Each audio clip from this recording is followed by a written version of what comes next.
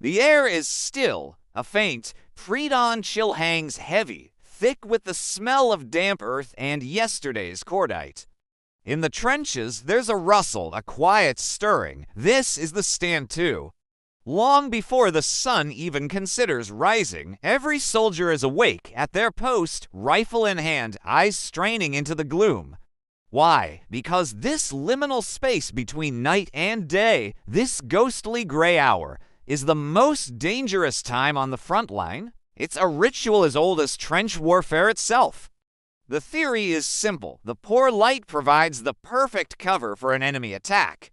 So we stand, we wait, and we watch. Every shadow could be a threat, every whisper of wind a footstep.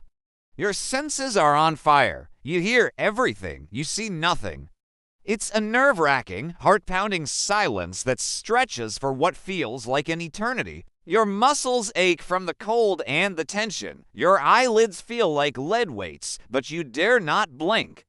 For the new recruits, this is a baptism by fire, or rather, by freezing, silent anticipation. You can see the fear in their wide eyes, the way their knuckles are white on their rifles.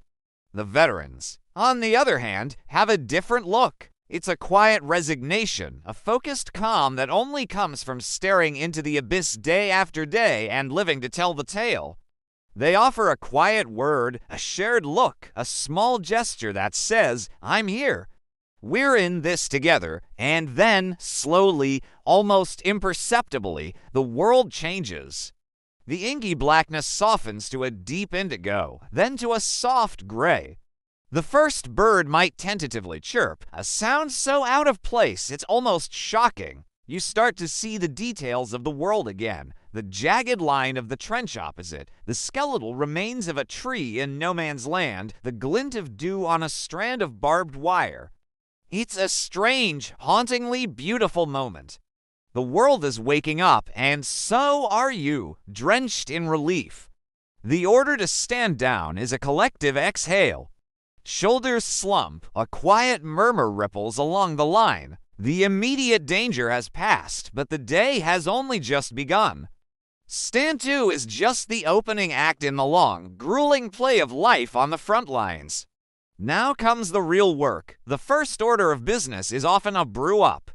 There's something sacred about that first mug of hot, sweet tea. It's a small comfort, a taste of normalcy in a completely abnormal world. It washes away the grit from your throat and warms you from the inside out. As the water boils on a small, smoky fire, talk begins. It's never about the big picture, the grand strategy. It's about the small things, letters from home, a funny story from the night before, a complaint about the rations. These conversations are the glue that holds a unit together. Then, the chores. The front isn't just about fighting. It's about surviving. Trenches are in constant need of repair. Yesterday's shelling has collapsed a section of the wall. Time to get the shovels out. The duckboards are broken, submerged in a foot of mud and water. We need to fix them, or Trenchfoot will claim more men than bullets will.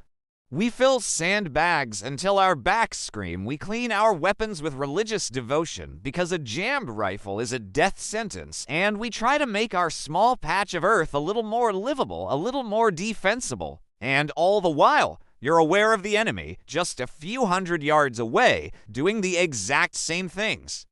You might hear their voices carrying on the wind, the clang of their shovels against rock. It's a surreal thought. They stood to at the same time you did. They're brewing their own morning drink.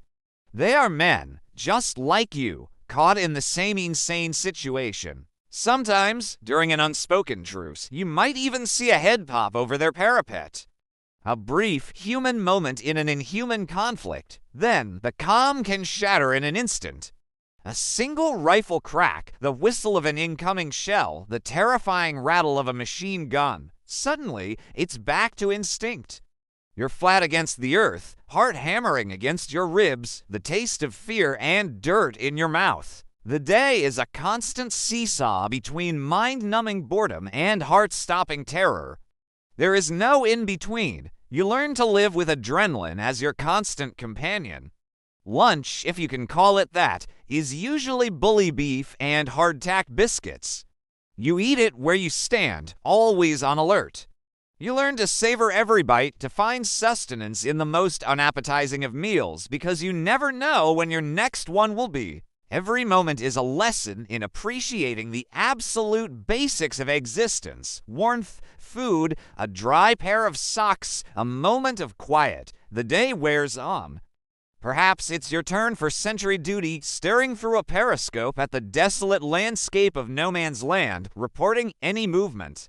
Or maybe you're on a work detail, carrying ammunition or supplies along communication trenches, a backbreaking and dangerous task. Or maybe, if you're lucky, you get a few hours to try and sleep. But sleep is a luxury. It's a fitful, shallow thing, always interrupted by the sounds of war. You learn to sleep with one ear open, ready to be on your feet in a second. As the afternoon light begins to fade, the cycle prepares to repeat itself. There's a different kind of tension in the air now. An anticipation of the coming darkness, and with it, the stand to at dusk. The process begins all over again. We check our weapons, we take our positions, and we prepare to face the night. The sun sets, painting the sky in brilliant, almost mocking colors of orange and red over a landscape of gray and brown. This is the rhythm of the front.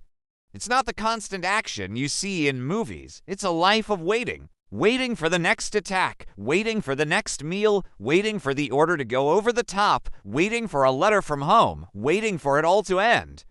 And in that waiting, you find a strange sort of life. You find camaraderie in the shared hardship. You find humor in the darkest of places, and you find a strength within yourself you never knew you had. Standing to at dawn is more than just a military tactic. It's a daily confrontation with your own mortality. It's a reminder that you have survived another night. And as you watch the sun rise, a small, stubborn flicker of hope rises with it. The hope that maybe, just maybe, this will be the day you get to go home. Thank you so much for joining me on this look into life on the front lines. It's a world far removed from our own, but the human spirit that endures there is something we can all learn from. If this story moved you, please consider hitting that like button and subscribing for more journeys into the past. Stay safe, and we'll see you in the next one.